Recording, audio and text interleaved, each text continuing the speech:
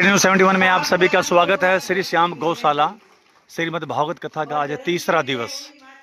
मथुरा से पधारी साध्वी प्रिय किशोरी जी के पावन सानिध्य में श्रीमद् भागवत कथा रूपी अमृत वर्षा पिछले 2 दिन से हो रही, आज तीसरा दिवस है।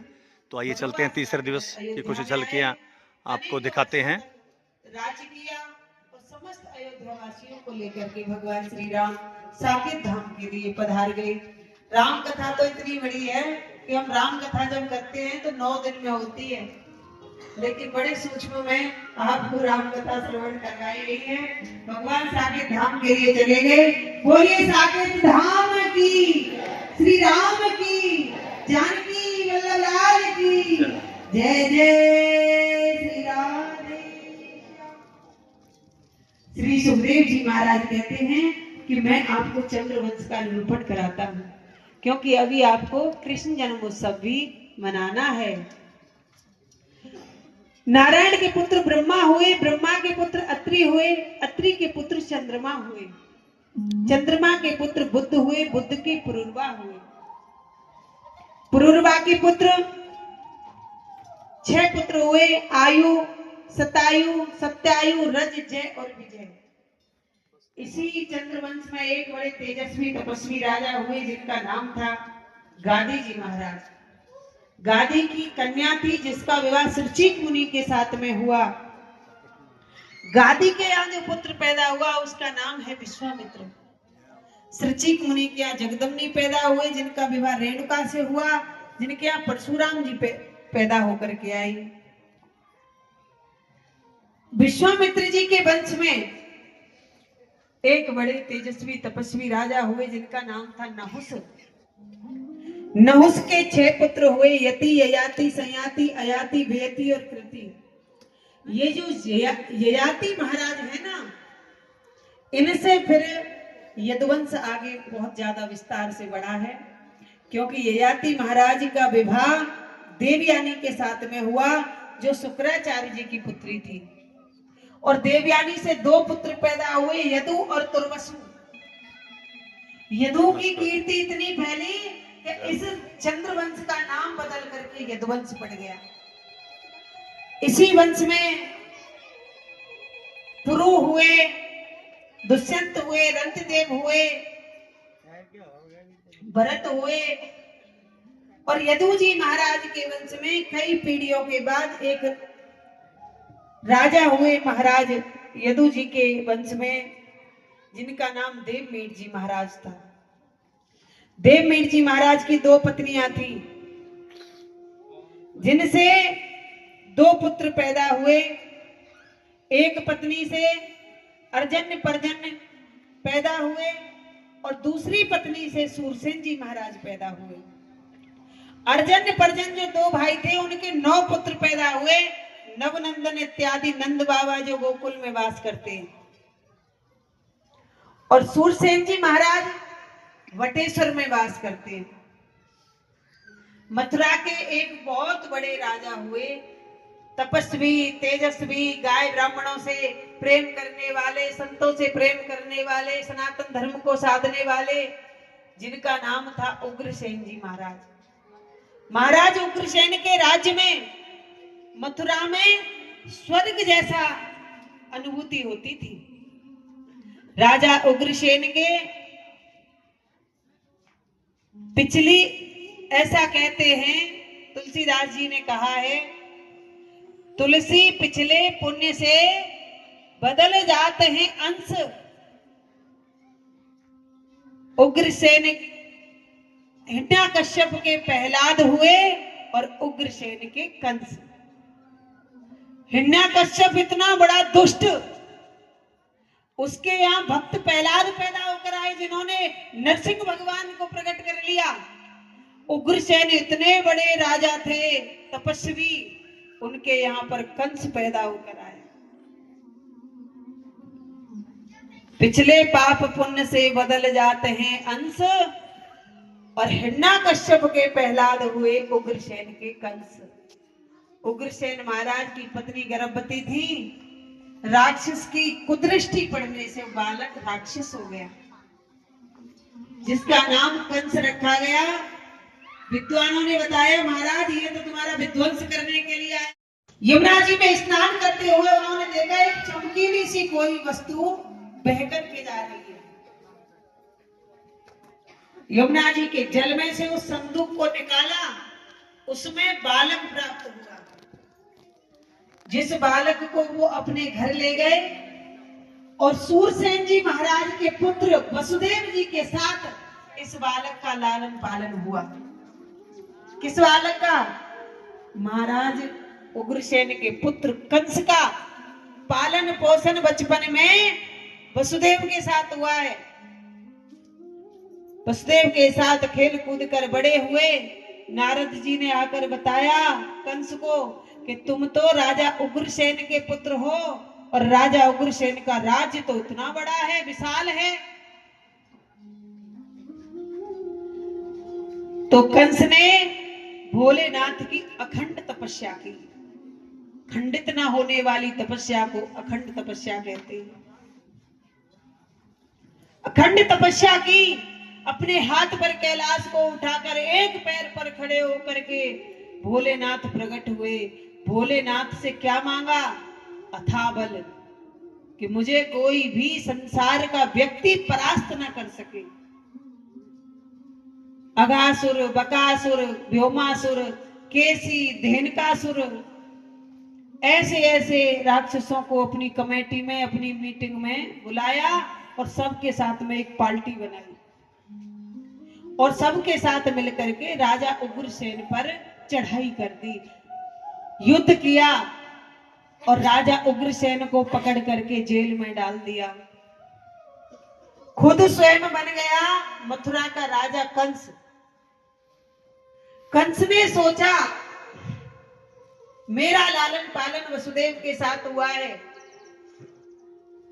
क्यों ना मेरी एक चचेरी बहन है जिसका नाम है देवकी, मैं अपनी लाडली बहन चचेरी बहन से बड़ा प्रेम था कंस को देवकी से। सोचा मेरा देखा हुआ घर है वसुदेव का घर, मैं अपनी बहन का विवाह वसुदेव के साथ में ही कर देता हूं। प्रस्ताव भेजा। अब कंस के प्रस्ताव को कौन ठुकराए? जो ठुकराए उसके साथ में कंस युद्ध करे, उसे मार डाले। तो सूरसेन जी महाराज ने उस प्रस्ताव को स्वीकार कर लिया और बड़े धूमधाम के साथ कंस ने अपनी चचेरी बहन देवकी का विवाह वसुदेव के साथ में किया। इतनी लाडली बहन और इतना ही लाडला मित्र वसुदेव, सोचा मैं ही रथ चला करके बटेश्वर तक छोड़कर आता हूं। जैसे ही मथुरा से रथ लेकर के निकला कंस, आकाशवाणी हुई, अरे कंस, तू जिस बहन को इतने लाड चाव से उसके ससुराल तक छोड़ने जा रहा है, उसका अष्टम पुत्र तेरा काल होगा। जब आकाशवाणी हुई,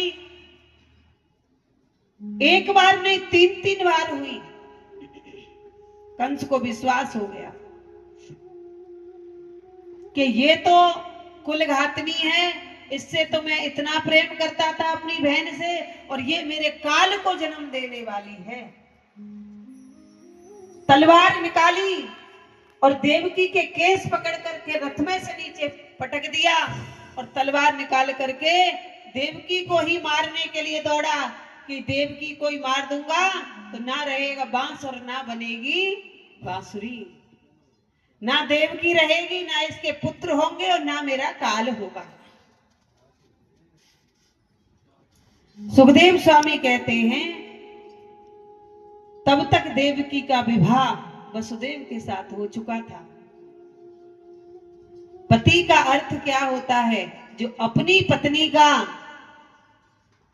मन से, वचन से, कर्म से, तन से पतन ना होने दे, उसे पति कहते हैं। किसी भी प्रकार से हानि पत्नी को ना पहुंचने दे, उसे पति कहते हैं। वसुदेव ने कहा कंस से, अरे मित्र, इस अबला को क्यों मारते हो? तुम्हारा बैर देवकी से थोड़ी है, तुम्हारा बैर तो देवकी के पुत्रों से है, हमारे जितने भी पुत्र होंगे हम आपको समर्पित कर देंगे, आप अपने राज्य में रखना, आप उन्हें जीवित रखना, जेल में रखना, जहां चाहे रखना। कंस ने सोचा मैं तुम्हारी बात का विश्वास कैसे करूं, तुमने अगर बालक बदल दिया तो भाई कोई ऐसी युक्ति निकालो जिससे कि तुम स्त्री पर हाथ उठाने वाले को योद्धा नहीं कहते, और तुम तो इतने बड़े योद्धा हो, फिर स्त्री को मारकर तुम क्यों कलंक लगा रहे हो। तो कंस के मन में बात आई कि इन दोनों को जेल में डाल देता हूं, और इनसे जो भी पुत्र पैदा होगा उसको मार दूंगा, तो वो पुत्र मर जाएगा और मेरा काल भी खत्म हो जाएगा। श्री सुखदेव स्वामी वर्णन करते हैं कि देवकी और वसुदेव को जेल में डाल दिया, और जेल में डालने के पश्चात समय अनुसार देवकी और वसुदेव से पहला पुत्र पैदा हुआ। कंस दौड़ा दौड़ा आया मारने के लिए, लेकिन बालक की मोहिनी मूरत सुंदर सूरत को देखकर सोचने लगा इसने मेरा क्या बिगाड़ा है, मेरा तो 8वां काल है, इसे क्यों मारूं, छोड़ दिया।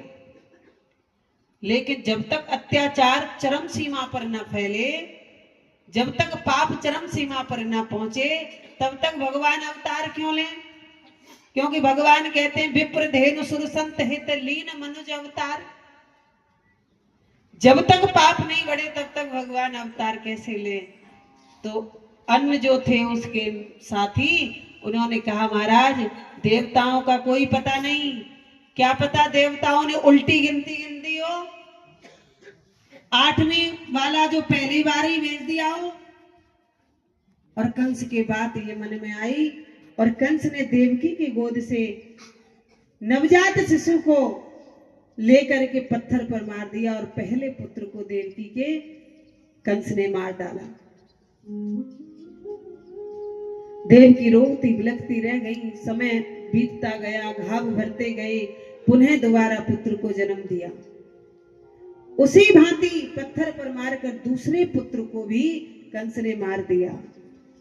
समय बीतता गया, 6 पुत्रों को कंस ने इसी भांति पत्थर पर मार मार करके खत्म कर दिया। 7वां गर्भ देवकी का आया तो भगवान श्रीमन नारायण को चिंता हुई कि ये तो हमारे बलराम जी हैं, शेषनाग जी हैं, इनके बगैर तो हमारी लीला अधूरी रह जाएंगी। राम अवतार में यही लक्ष्मण बनकर आए थे। इनके मन में भाव आया भैया सेवा नहीं करने देते, डांट के फटकार के सुला देते, अगर मैं बड़ा होता तो मन चाहिए सेवा करता, तो इस बार बड़े बनकर आ रहे हैं।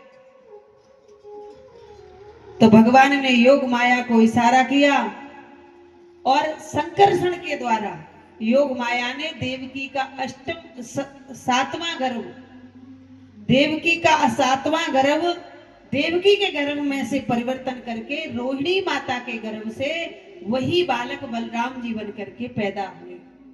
क्योंकि वसुदेव जी की ही पत्नी है रोहिणी जी, रोहिणी माता के गर्भ से बलराम जी पैदा हुए। और कंस को पता चला कि 7वां गर्भ देवकी का खंडित हो गया, खराब हो गया। 8वीं संतान के रूप में चतुर्भुज नारायण, अष्टमी तिथि, भादों का महीना, रोहिणी नक्षत्र, रात्रि के बुधवार की ठीक रात्रि के 12 बजे चतुर्भुज नारायण प्रकट हुए। बोलिए चतुर्भुज नारायण की। चतुर्भुज रूप में प्रकट हुए। मैया बोली माता के प्रभु आपका बाल्य रूप देखने के लिए मैंने कितने बच्चों के अपने सामने खत्म होते हुए देख लिया, कितने कष्ट देखे, कितना दुख देखा, और आपका बाल रूप नहीं देखा। भगवान बोले भैया जब मैं बाल रूप में आऊंगा तो आपको मेरी सहायता करनी पड़ेगी। बोले कैसे? कि इसी क्षण गोकुल में कन्या ने जन्म लिया है, उस कन्या को आप यहाँ ले आना और यहाँ से मुझे वहां भेज देना। तो माता बोली कि हम कैसे भेज दें, हाथों में हथकड़ियां हैं, पैरों में बेड़ियां हैं, इतने पहरेदार हैं, इतने दरवाजे बंद हैं, दुनिया भर की पहरा लग रहा है चारों तरफ राक्षसों का। भगवान ने बड़ी सुंदर बात कही कि माँ तुम तो मन में श्री हरि का सुमिरन करो, और जो सच्चे हृदय से मेरी शरण हो जाता है मैं उसके सभी बंधनों को खोल देता हूं। उसके लिए कोई बंधन नहीं है दुनिया में। तो प्रभु आप हमें बाल रूप में दर्शन दें। भगवान बड़े सूक्ष्म छोटे से रूप में, शिशु के रूप में प्रकट होकर के आए, और जैसे ही भगवान प्रकट हुए भगवान ने रोना आरंभ किया। भगवान की ऐसी माया फैली कि समस्त पहरेदार सो गए। ऐसा लगा जैसे सबको निद्रा छा गई, बेहोश हो गए, सब सो गए, हथकड़ियां बेड़ियां खुल गई, सब ताले खुल गए, और एक पात्र में रख करके वसुदेव जी गोकुल की ओर जाने लगे। यमुना जी ने देखा ये तो मेरे पतिदेव हैं और इनके चरण धोना मेरा कर्तव्य है, तो यमुना जी ऊपर की ओर उछाल मारने लगी। वसुदेव जी डूबने लगे। वसुदेव जी को चिंता हुई। वसुदेव जी सोचने लगे 6 पुत्रों को कंस ने मार दिया, 7वां गर्भ खंडित हो गया, 8वें को ये यमुना बहा ले जाएगी। तो जोर जोर से चिल्लाने लगे कि कोई ले लो मेरो लाला और कोई ले लो मेरो कान्हा, अरे कैसे जाऊं यमुना पार, कोई ले लो मेरो लाला, कैसे जाऊं यमुना पार, कोई ले लो मेरो लाला, कोई ले लो मेरो लाला, कोई ले लो मेरो बेटा, कोई ले लो मेरो लाला, कोई ले लो मेरो लाला, कैसे जाओ यमुना पार, कोई ले लो मेरो लाला, कैसे जाऊं यमुना पार, कोई ले लो मेरो लाला। और क्या कहने लगे, अब ये यमुना चढ़ आई मेरो बारो कृष्ण कन्हाई, अब ये यमुना चढ़ आई मेरो बारो कृष्ण कन्हाई, अब ये यमुना चढ़ आई मेरो बारो कृष्ण कन्हाई, अब ये यमुना चढ़ आई मेरो बारो कृष्ण कन्हाई, पानी बरसे मूसलधार, कोई ले लो मेरो लाला, कैसे जाऊं यमुना पार, कोई ले लो मेरो लाला। बोलिए कृष्ण कन्हैया लाल की। स्वागतम कृष्णा सुस्वागतम कृष्णा, स्वागतम कृष्ण अभिवादन कृष्ण,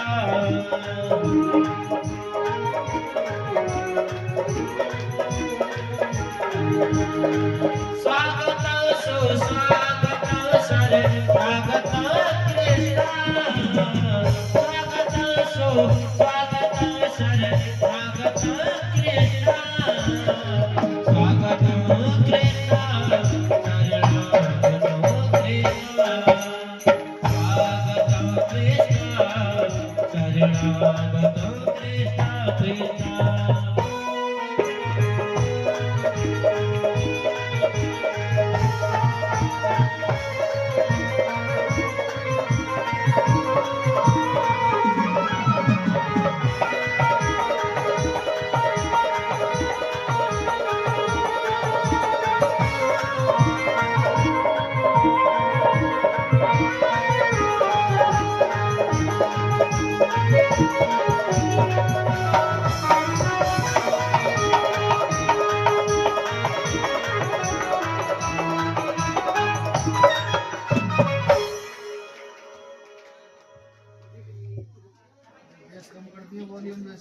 बोलिए बोलिए कृष्ण कन्हैया लाल की। इंसान से राधे राधे कर दो, बोलो राधे राधे। आवाज नहीं आई, ऐसे बोल रहे हैं। नहीं आई आवाज? जोर से बोलो, राधे राधे।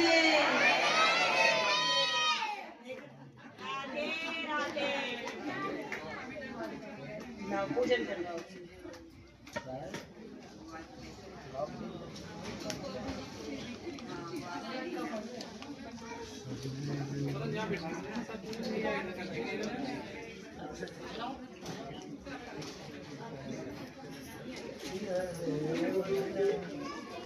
चलो जी। देखो दादी जी आई हैं बधाई देने। नानी, वाह, नानी जी बधाई देने आई हैं। एक बार जोर से बोलेंगे, यशोदा मैया बधाई हो, नंद बाबा बधाई हो। बधाई हो।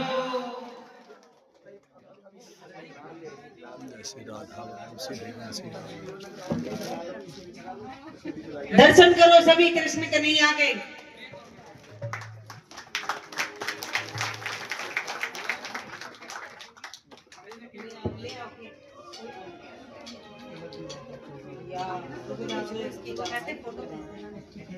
बधाई गाओ। तो दे भई बधाई। गाओ तो सही। हाँ, बधाई दे भई सब। लाला की सोने के में आई। गुरुजी कहाँ हैं? गुरुजी वहाँ नहीं, इधर आना है। और लाला की सोने के में आई, गुरुजी महाराज दे दो बधाई। दे दो बधाई भैया, दे दो बधाई। लाला जन्म सुने आई, यशोदा मैया दे दो बधाई। लाला जन्म सुने आई, यशोदा मैया दे दो बधाई।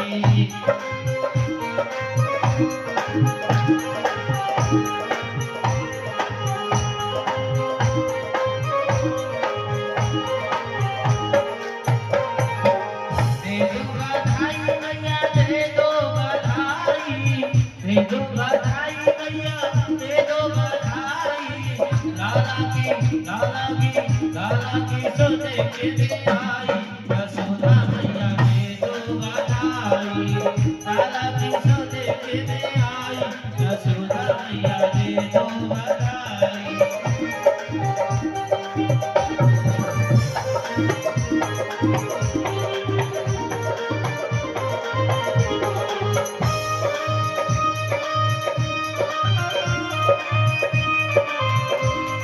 तालियां, तालियां।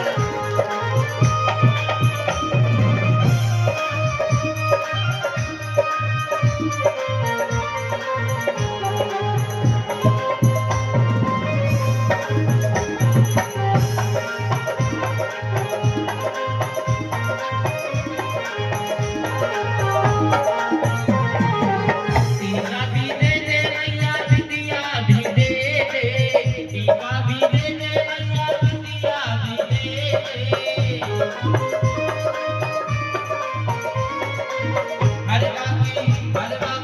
हलवा की दे दे बधाई, यशोदा मैया दे दे बधाई।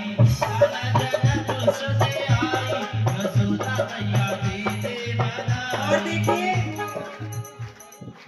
एक एक करके सभी माताएं बहनें पूजन करेंगी, एक एक करके। और सबसे पहले आज के जो मुख्य यजमान हैं, दोनों आ जाएं। सेतिया जी अपनी पत्नी के साथ में, और हमारे परीक्षित जी। पहले यजमान जी पूजन कर ले, फिर सभी माताएं बहनें झूमते नाचते हुए, पूजन करते हुए, बधाई लेते हुए, बधाई देते हुए चलेंगे भाई। सभी को बधाई देंगे, सभी भक्त व्यास जी महाराज को, हाँ जी। भगवानों को, पंडित जी महाराज को। और लाला सुन, इधर हटना। ए गुड़िया, और कृष्णा जी नाराज हो जाएंगे, तुम नहीं करना। हाँ, नाराज हो जाएंगी। हाँ, दे दो, दे दो।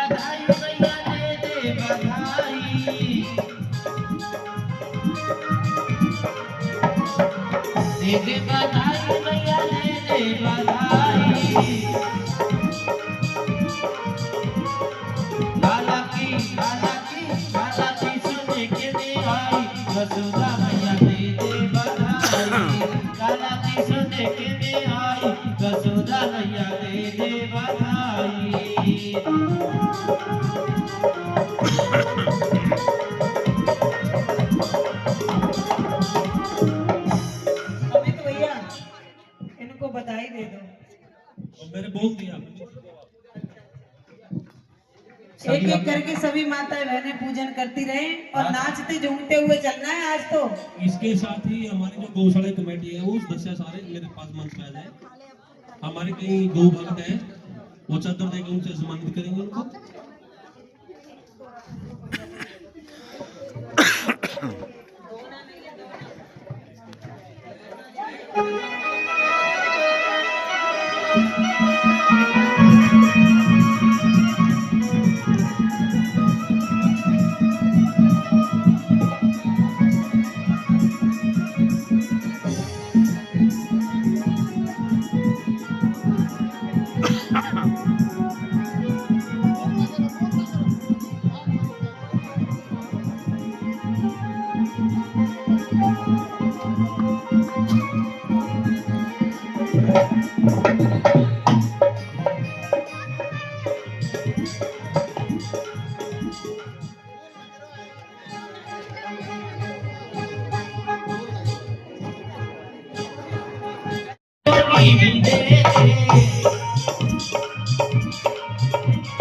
चोली भी दे दे भैया मेरा भी दे दे भैया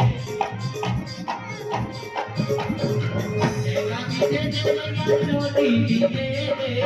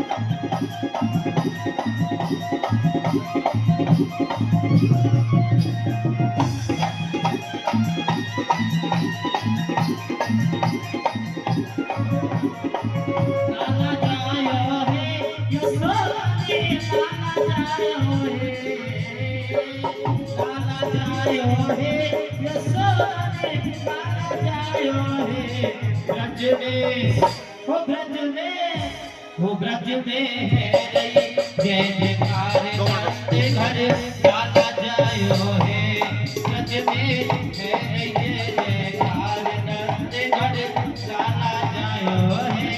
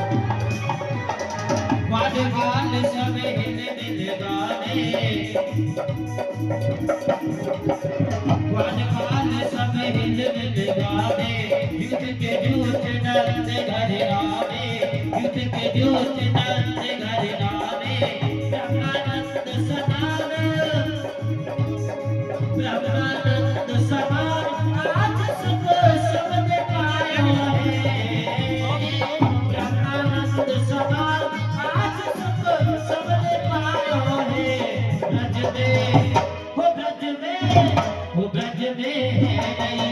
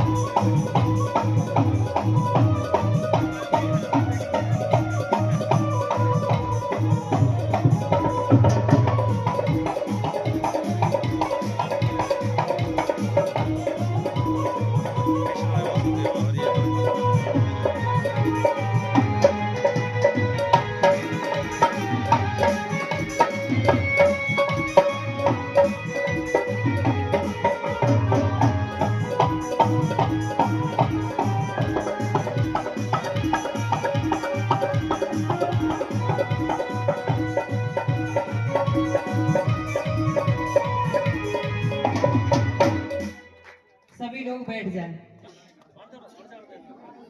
गुरुजी स्वागत करना चाहते हैं, पहले वो काम पूरा हो जाए, उस कार्य को पूरा करने के बाद सबको बधाई मिलेगी। बैठ जाए सभी माताएं बहनें, बैठ जाएं। कृष्ण आर्य जी चबूतरों से कृपा करके मंच पे आ जाइए। गुरुजी के माइक का वॉल्यूम बढ़ाइए।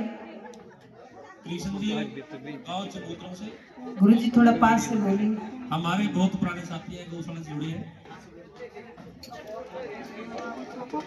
हमारे हनुमान मंदिर जो पंचमुखी महाराज जी का मंदिर है, हनुमान जी का, उनकी पूरी कमेटी कृपया करके मंच पे आ जाइए।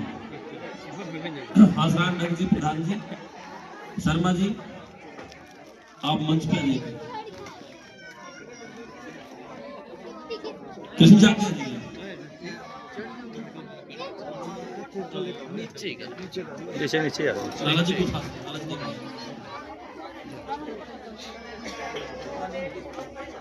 प्रधान जी को ऊपर लेके आओ आराम से। अगर नीचे आओ प्रधान जी, नहीं हम नीचे आ जाएंगे। लाला जी को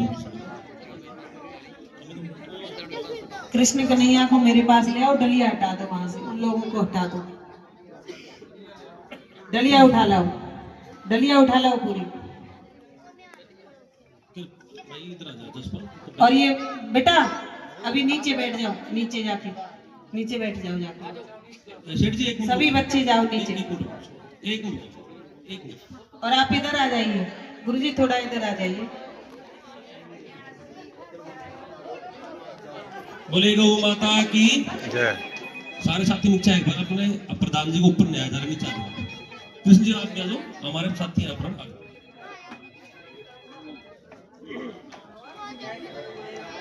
बीच में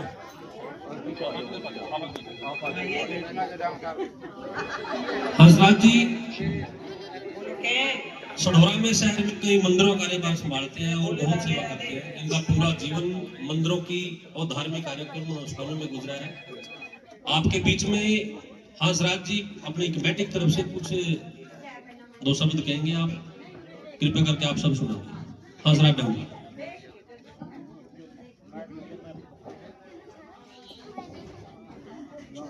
बोलो राधे राधे। जय श्री राम, जय श्री राधे, जय श्री कृष्ण। आप सभी को प्रभु राम जी के जन्म उत्सव पर लाख लाख बधाई हो। सभी को यहाँ पधारे हैं उनको लाख लाख बधाई हो। व्यासपीठ पर विराजमान पद्मवादनी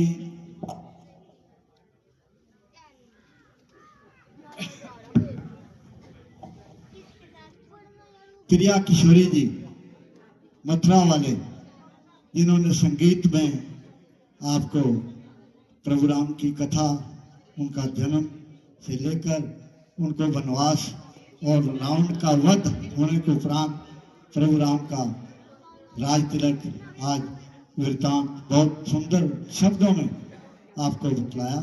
और इसके उपरांत आज प्रभु राम के साथ साथ श्री कृष्ण जी का जन्म हर्षोल्लास से सभी ने मनाया है। आप सभी को लाख लाख बधाई हो।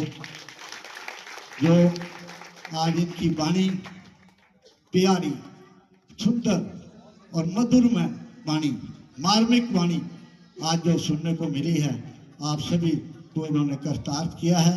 इनका लाख लाख धन्यवाद, शुक्रिया। ये सलौरा में विराजमान आज आए हुए हैं।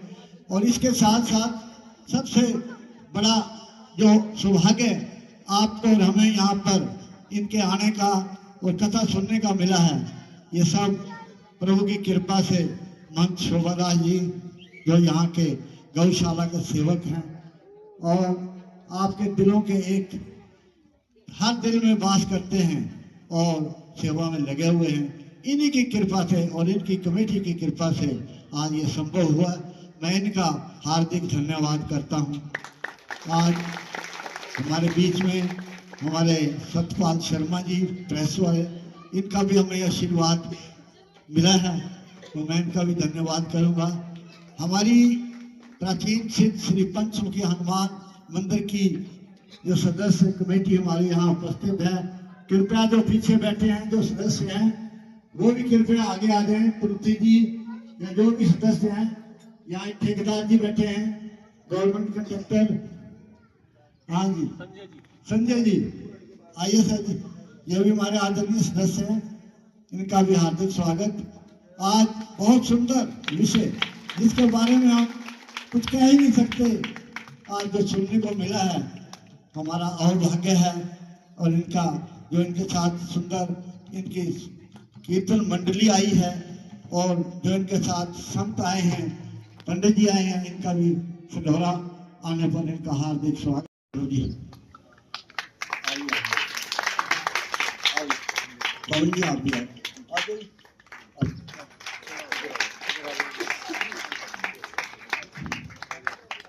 आत्मा से आज हमारे यहाँ प्रसाद की जो व्यवस्था है, हमारे चौधरी जगमाल सिंह जी सभापति श्यामपुर से और संजय जी ने प्रसाद हमारा रसगुल्ले गुलाब जामुन की सारी व्यवस्था के लिए उन दोनों ने मिलकर। और एक घोषणा और करना चाहते हैं आप अपनी कमेटी की तरफ से, जगमाल सिंह जी को हम अपनी गौशाला की कमेटी में लेंगे, आज से हमारी कमेटी में कार्य करेंगे। यहाँ